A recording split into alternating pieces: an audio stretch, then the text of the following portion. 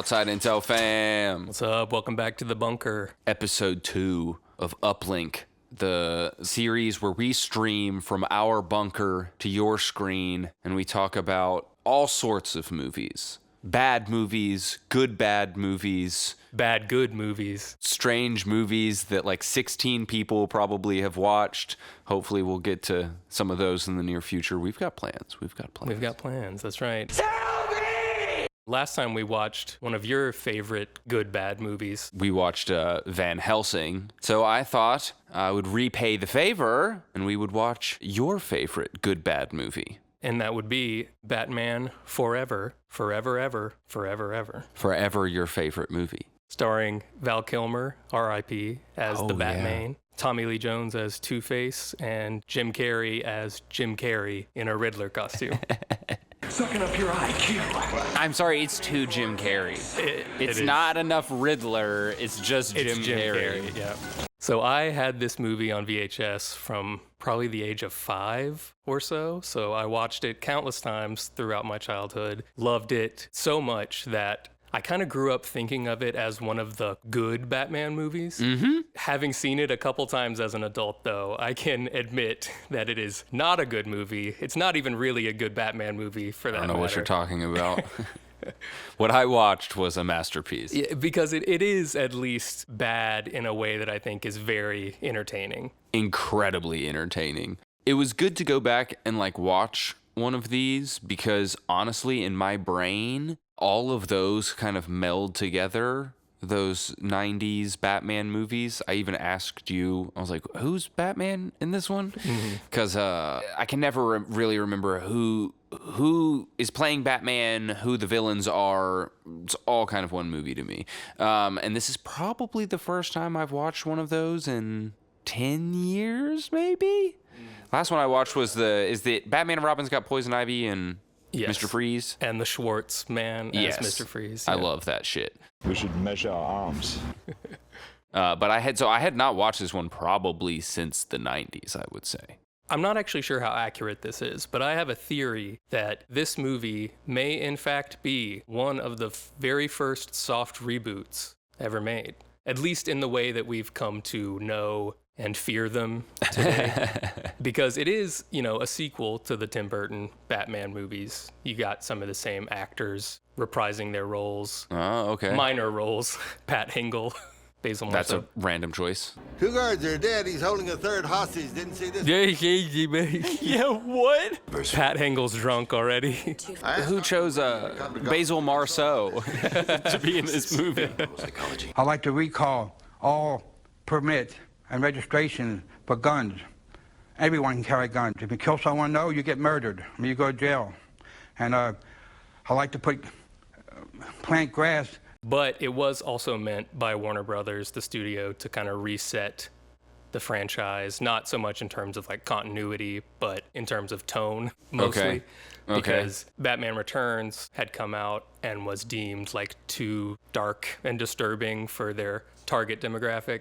It actually was deemed so inappropriate for kids that it lost the movie its McDonald's Happy Meal toy tie-in sponsorship. That's whack. And, that's a fucking cardinal sin in Hollywood. So yeah, I mean, hey. Warner Brothers was like, Burton, hit the fucking road. We need somebody who's gonna brighten this shit up for the kids. That's so lame. Because, honestly, one of the things that I appreciate when going back and watching movies that were made for younger audiences is when they trust that children are ready for certain subject matter. Obviously, you gotta pick and choose what those things are. But, that movie...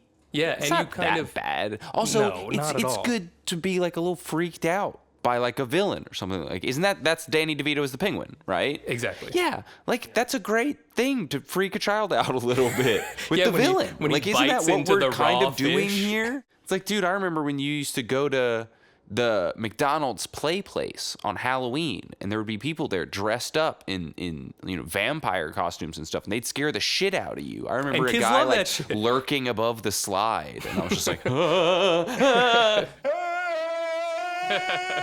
just like that. The studio then gets Joel Schumacher. J-Mock. He, notoriously steers the franchise in a much campier, goofier direction. Bravo, yes! But what I thought was kind of interesting to find out was that he apparently wanted to do an adaptation of the Frank Miller Year One storyline. I don't know anything about it, but knowing Frank Miller, I can't imagine that was super kid-friendly. Not especially, no. It is a fairly grim origin story. The cover, I think, of the first issue is little kid Bruce with his dead parents in a pool of blood. I still remember the stench, the blood. And that's not going to sell Happy Meal toys. The alleyway. So, do you remember how with the Star Wars toys, you could get there's all the different versions of Luke? Luke in Return of the Jedi when he shows up to Jabba's palace. Luke on Dagobah. Is there no way to, incorporate that into the Happy Meals? Like, Mom, Dad, I got Bruce crying over his parents' dead bodies in my Happy Meal, That could be fun. It could, because then you have to collect Martha Wayne and his father, and then you have the whole set. You, piece them together like a little puzzle piece. Yes, they connect together to make a tray for your ketchup. That's where you dip your fries, is in the pool of blood. In many ways, this movie is like a 90s big budget blockbuster that feels more like a hokey 50s B movie. Yeah, or even like a made-for-TV movie from that time or something. I mean, some of that seems intentional, like the sound effects and some of the fucking theremin music. The literal cartoon sound effects. Yeah. But some of it seems more like someone trying to make an action movie who doesn't understand what makes action scenes exciting. They have no sense of speed. Everything happens at the most glacial pace. What are we driving at 15 miles? Are we in a school zone right now? The set was only 100 foot long. They couldn't drive too fast. Look at them. It is funny that from the jump, you see kind of the tone they're setting, which is, we're going to do all of these big, ludicrous set pieces, but we don't really know how to pull it off. So we're going to do our best. Hang on for the ride.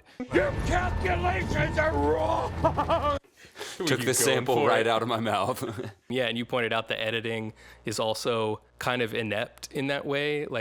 They understand that slow-mo shots can be cool in an action scene, but they don't then cut to a quick cut or something faster. It's just the whole shot. Just let it play out for 14 seconds. Yeah. And then cut to another slow shot. And then the wrecking ball barely scrapes against the wall. Yeah, I was about to say, I do love the wrecking ball breaking through the wall at 1.4 miles an hour and gently setting down. That's the thing, that the cinematography and editing is like a 1-2 punch on this movie, because at certain points there was probably no way to save what they had on their hands. You kind of just had to put it in to have a somewhat coherent movie. the 90-degree Batmobile turn up the wall.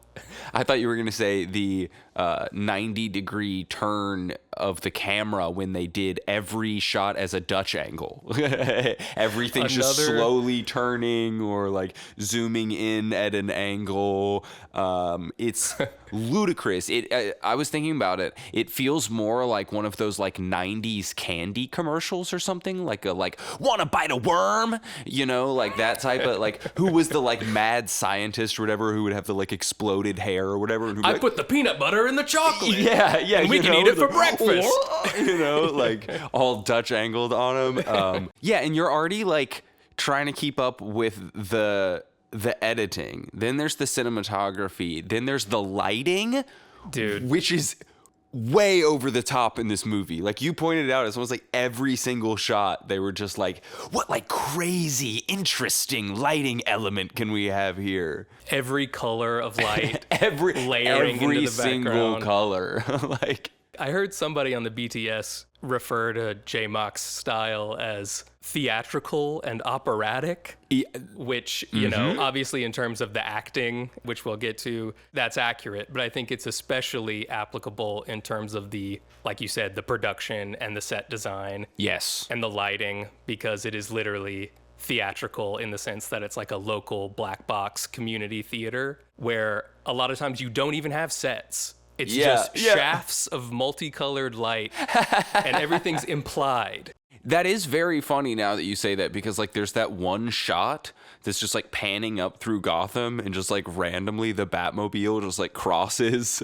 It does the Scooby-Doo, like it comes in. Yeah, like very theater, quickly. Like, oh yeah, we'll have the cutout of the car go behind the scene. Batman show. Now they do get you right out the gate with those credits. The Windows 95 screensaver. They're just credits. zooming by you. Whoa. Really seeing what all we can do in this exciting era of that primordial of computers. CGI, yeah. Everything's computer. And then after that, you pointed out the very first line of the movie is a really corny, lame joke. Can I persuade you to take a sandwich with you, sir? I'll get drive-through.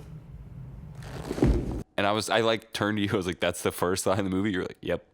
Like, yeah, there you go. Like a little taste test of what you're about to indulge in on this 7-course meal. It's not too late to walk out. J. Mock just wildin'. An auteur. What are your feelings on Val Kilmer as Batman? I've always thought, and still kind of think after watching it again for this, I don't know if this is a hot take or not, but I think I like his Batman and Bruce Wayne more than Christian Bale's. And it's not just the voice. I don't get that at all.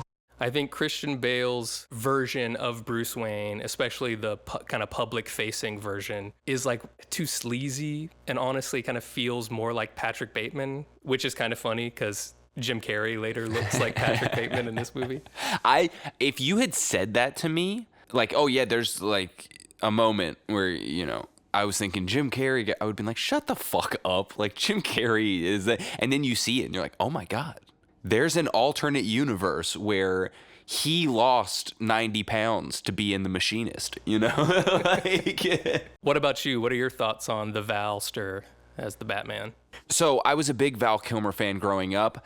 I kind of feel ambivalent, honestly, to him in the Batman role. Maybe it's just because it's this version of it, and I don't really get to see him play like an interesting version of Batman. That's what I was gonna say. It's just a very like, because like I don't know, it doesn't feel to me now that I'm thinking back on it that there's a lot of like character building. They try to do a little bit of it with the like I'm flashing back to the night my parents died, but it's all just so like stiffly cartoonish that it's hard for me to like really adequately feel out how he would be in a realistic-esque Batman movie. Yeah, I think he does about as good a job as an actor could do under these constraints, let's say, in terms of material and direction. Now turn around and give me a smile like you're happy that she's into you. A No, little make more. A little more next Can we get time. more? A little more goobery.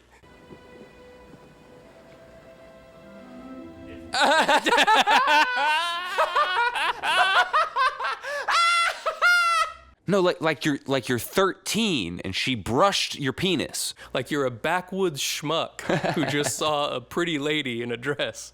I did want to say, I was thinking about this. I think somebody, if I remember correctly, like left a comment on the Ghostbusters video and where we had said, you know, in some ways it's of its time. And they were like, every movie's of its time. It's like, yeah, no fucking shit. No movie's made it's not an omnipresent production, you know? Like I can never tell when any movie was made. Yeah, you know, but we said this about Van Helsing because Van Helsing, you're like, yes, this is a early 2000s, so many just desaturated shots.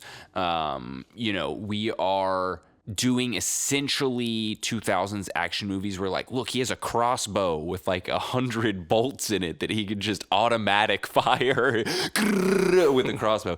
I think this is very much honestly in the same way. It is the most mid-90s movie that was ever made in the mid-90s. Yes, if you've watched movies, like enough movies from like 1960 something until now, you would be able to place when this movie was made. It's only possible to make this movie during like a few years in which this came out, because it really is like so many things of that time. Again, I don't know why, it just, there's shots in it that feel like a Hasbro commercial. Especially as far as like visual effects and things like that go, this was made at a very, very particular time where you could have practical effects, miniatures, primitive CGI, and fucking like matte paintings all in the same movie. I don't know if J-Mock was stiffing them on the budget or something, because like you look at a movie like, you know, Jurassic Park, even stuff like Blade Runner, where you're like you're saying having this mix of stuff, not as much CG in that movie. But this movie, it's so easily discernible what they're doing, because it's all like the CG shots are brutal a couple times. There's like a shot of the city as it's like pushing through it at one point, and you're like, dear Lord, like. And I think they built parts of the city in miniature, but not that. As soon as it's not that, you're like, oh God. Yeah, I didn't know I was playing Myst. Yeah, it looks like the intro to like a 90s educational show, you know, on PBS. Truly, truly terrible. And you're just going like, damn, should have just built a miniature for that one. Like, yep. Investment of time couldn't have been that different, especially when you're already doing that for so many other shots. Especially back then, too, when it's like rendering that one shot probably took as long as it would take to construct and shoot and disassemble a set. That's true. They started rendering that day one of production, and it finished just in time for them to splice it into the movie. One of the reasons I thought this would be good as a follow-up to Van Helsing is because of the elite caliber of acting on display here from some heavyweights. From some heavyweights. Jim Carrey at the height of his face-twisting career. He's not the face twister, as Werner Herzog would put it, where he's very clearly ad-libbing most of his lines, like to the point where he forgets to, it's not a character he's playing. He's just doing his old stand-up bits that he used to do in the 80s on stage. There are moments where you forget this is supposed to be the Riddler, and you're like, Jim Carrey, what a goober, what a goofy guy. Time. Look, he's humping the air. Look at him. He's honking his nutsack. Look at that jaw. He's jutting that shit way out there. Oh my gosh, can you believe he could do that with his eyebrows? I love this guy. He's got a little touch of Fred Astaire, a panache, joie de vivre. Yeah, and all that infamously got under the skin of Tommy Lee Jones to the point where he was openly hostile to Jim Carrey on and off the set. How did you find us here? This was not scripted. I was about to say, Tommy Lee Jones, the first time he actually saw Jim Carrey. Which I said to you is very funny because he fucking sucks in this movie. It's maybe more over the top than Jim Carrey is. Yeah, but it's bad. Oh, it's terrible. It's not even like convincing, is it? Because like, I mean, you could argue that like Heath Ledger was over the top in moments as the Joker, but you temper it in certain ways. You as an actor, you know how to pull that off because it's your craft. And damn, dude, Tommy Lee Jones was just like, I don't know if he had a few months off and had a piece of property he was eyeing, but like, it does not seem like that man gives a fuck throughout the duration of this film. And it's kind of funny because like Schumacher kind of infamously would keep reminding the actors and reassuring them when they were hesitant about this bizarre tonal shift going on that, you know, we're making a cartoon. It's a cartoon here, people. And I don't think Tommy Lee Jones knew what to do with that. It's clearly not in his wheelhouse to do this like broad, over the top style acting. His version of that is just like, groaning and giggling and making weird fucking noises every second. Crazy noises.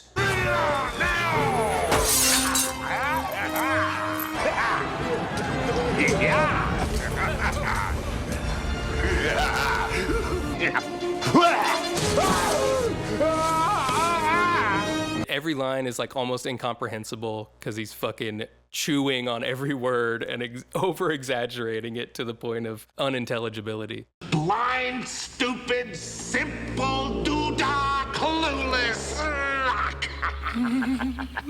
Let's see what. Heath Ledger who? Aaron Eckhart who? This is acting. Like, just every noise you could imagine coming out of a human body.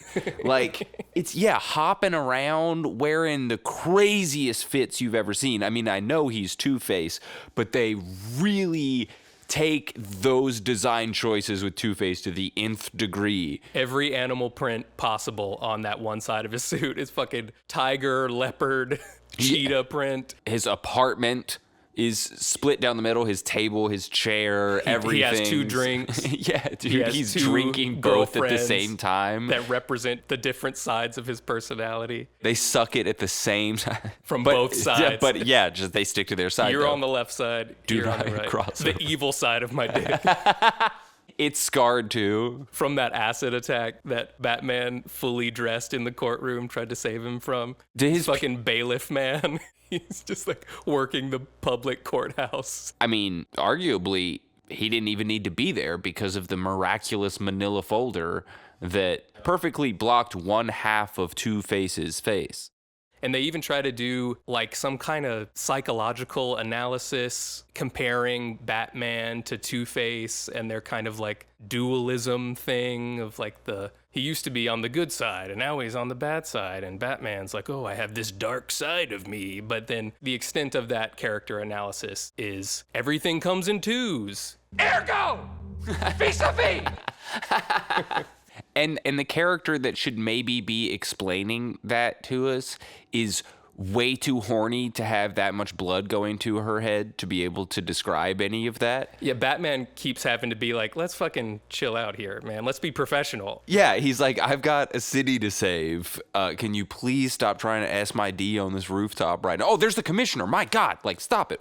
Yeah, the movie in general is horny on main, way more than it has any right to be. So horny, and like, no wonder he had to get Alfred to carve nipple space into his suit because this woman was just keeping his nips erect at all moments. And through the rubber. He was like, they're starting to chafe. Alfred, I need you to do something. Yes, because we do know Alfred is capable of doing pretty much any menial task that Bruce needs to be done. You've got 2 of them. Yeah, that one doesn't run, though. Alfred's actually a very good mechanic, but some of these need a lot of work. Fix them up. But he's too busy. Alfred do for him? He's a very good mechanic, but he's too busy cleaning the shit off my toilet. So Alfred's someone else to. Alfred's really good at all of my hobbies. He's a man of many trades, a Renaissance man, some would say. Although he's not the only one capable of drying laundry. But he is the only one who can do it without doing a completely unnecessary kung fu routine. Yeah, what do you think about Chris O'Donnell as the Robin Meister? He gets a really, really cool and convincing for a Batman movie intro when Batman goes on a date with Nicole Kidman to the Gotham charity circus. Yeah, and Two-Face shows up, kills Robin's whole family. Robin is luckily able to push the Looney Tunes giant ball of a bomb out the roof of the circus. That's when I was like, maybe even as a 7-year-old, I would have been like, okay, come on. Like, it's got the big timer on it. He pushed the bomb out of the roof. Yeah, as it's like 6, 5, 4, like... That part's hilarious, especially because I think I was pointing out to you, I do love that the family of carnies, they just go into action. They're like, hey, we have part of our routine actually is routinely doing like a bomb drill where we go, what if some type of villain holds the circus hostage with a giant bomb? What would we do? Get his ass, get his ass, get his ass. Acrobats are notoriously lethal, David. I'm not sure if you realize this, but if someone can do trapeze acts, they can kick your fucking ass. Even if you have all the blacklight paint in the Party City. those guys looked like they would have been painted on the walls of the Laser Quest room where you go and get your vest and gun. You like suit up. Yeah, they're the teenagers who work there. Yeah. With their little voice changer, like, welcome to Laser Quest. I also really like that scene just because Robin is really trying to force himself into this role. Train me, let me be your partner. Look what I can do with a mop. I can't. Give me that wet towel you got around your neck right now. Let me show you what I can do. It's just super silly to me that he's like, no. You need me. I'm going to prove myself, even though I'm routinely getting my ass kicked during these. And requiring you to come save me. Yeah.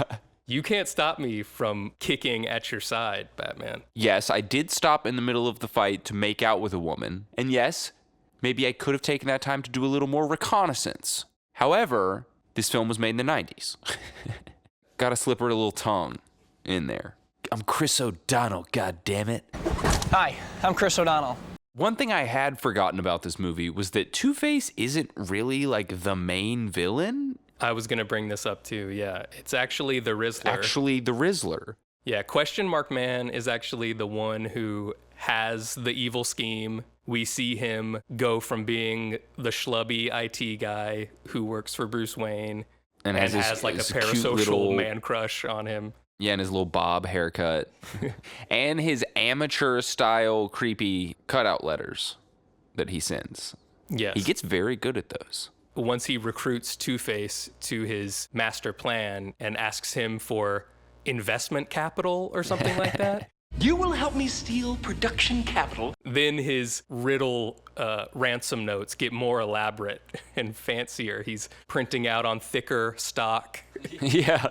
He's got like Grimm's Brother fairy tale writing on one of them. Looks very nice. Some gold leaf in there, maybe.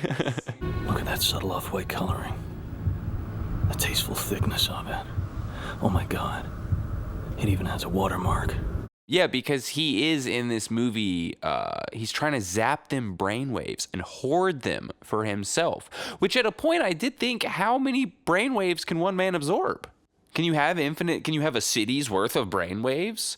Apparently, they say it's sucking up brainwaves from everybody in Gotham, but then like it doesn't really have any effects on the city that we can see. They're at like another charity gala later, and nobody seems to be like brain dead zombies walking around, even though he sapped up everybody's brainwaves apparently and become a Enigma male. Oh my God.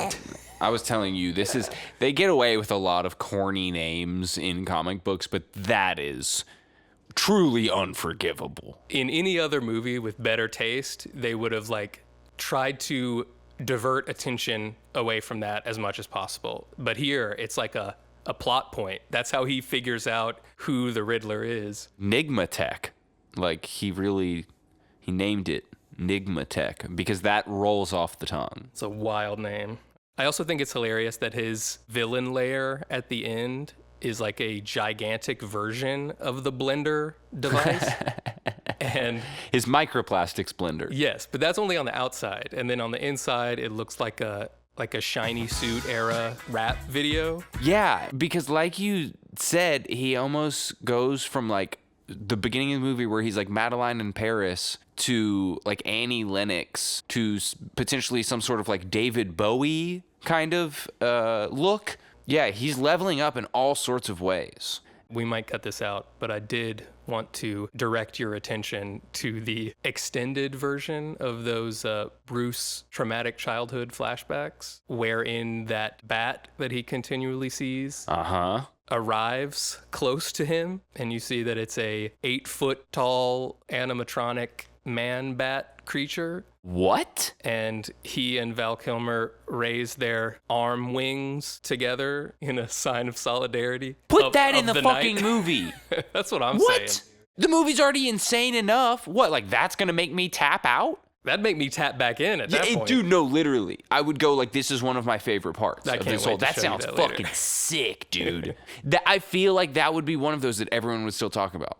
Oh, dude, the part where he's like, there's like the giant bat that he like does the ritual with. Yeah, Come on. talk about making yourself unique in the endless stream of Batman movies. I've never seen some shit like that in a Batman movie. Come on. Seriously, that truly is, yeah, like new territory. Yeah, give me a Mothman-sized bat.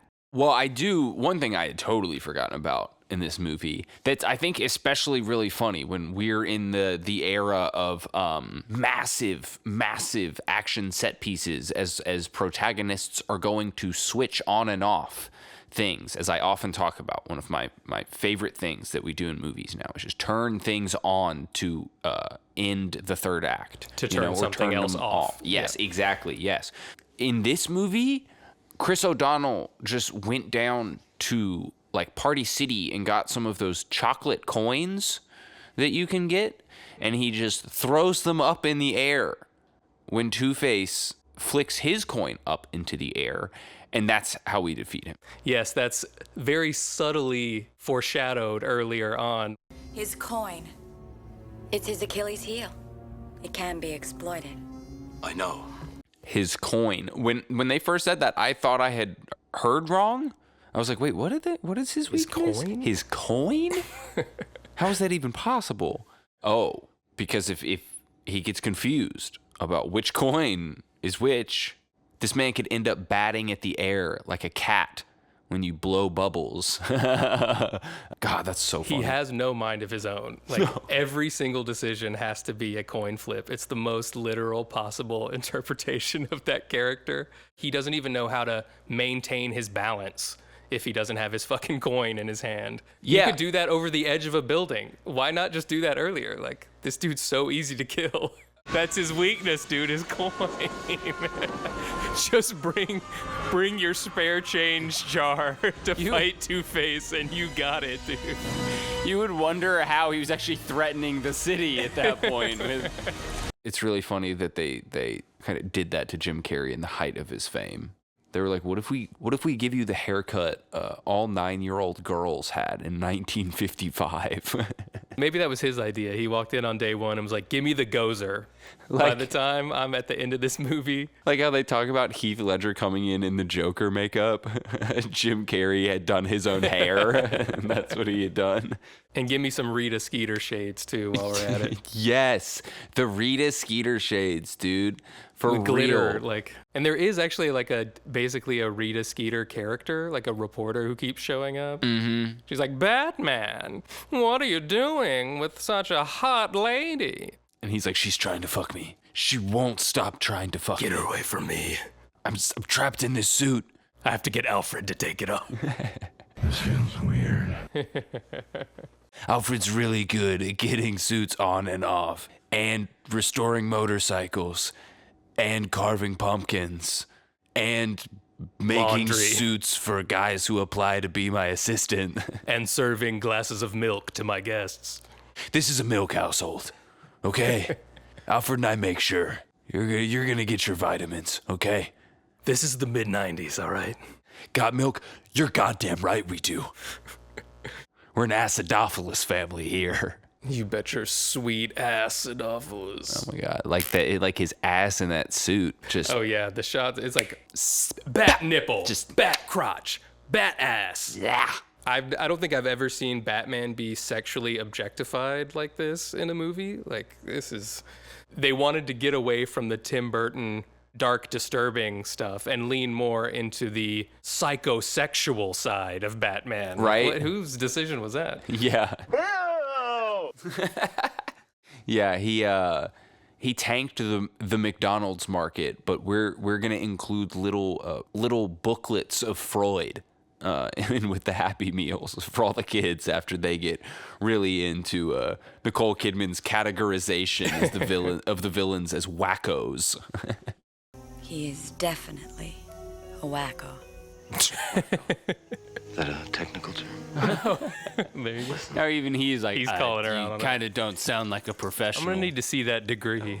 Is there anything else you have to say about the 1990s tour de force, Batman Forever? Not really. I just want to say that this was a very formative movie for me. I don't know what that says about me as a person, but I'm glad that you have gotten this Nigmatech style peek into my subconscious and that we covered this for the channel. Yeah, I'm glad that we set up the microplastics blender in the bunker so we could transmit some of your love of the movie into my brain and body, because I now feel it. I feel an overwhelming sense of nostalgia connected to this movie now, where I never had one. I want to see 3D trout swimming in front of my face. I want to be driving the ricketiest Batmobile you've ever seen at a cool 22 miles an hour. We're avenging ourselves on the dark underbelly of Gotham's organized crime, but let's do it responsibly. Be careful, guys. Be careful. Okay? Let's not be unsafe. Avenge responsibly. So yes, I appreciate you sharing your favorite good bad movie with me. And we thank you for joining us on this edition of Uplink, and we shall be back soon with another one. To the bunker. The Bat Bunker. Dun-dun-dun-dun.